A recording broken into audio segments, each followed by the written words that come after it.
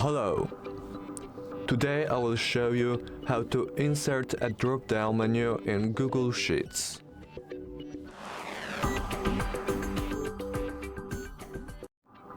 To start, open Google Sheets.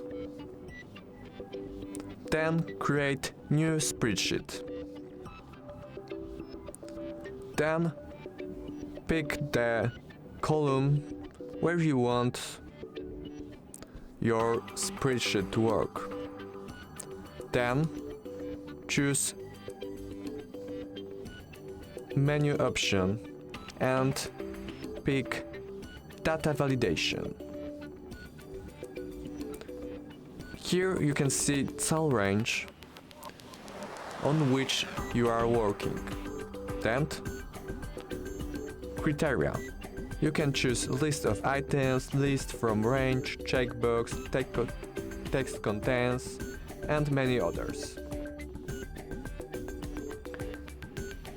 I chose a list of items and I have to write the items here, like kitchen,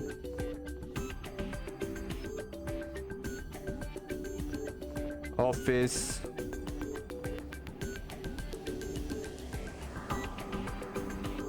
sandwich.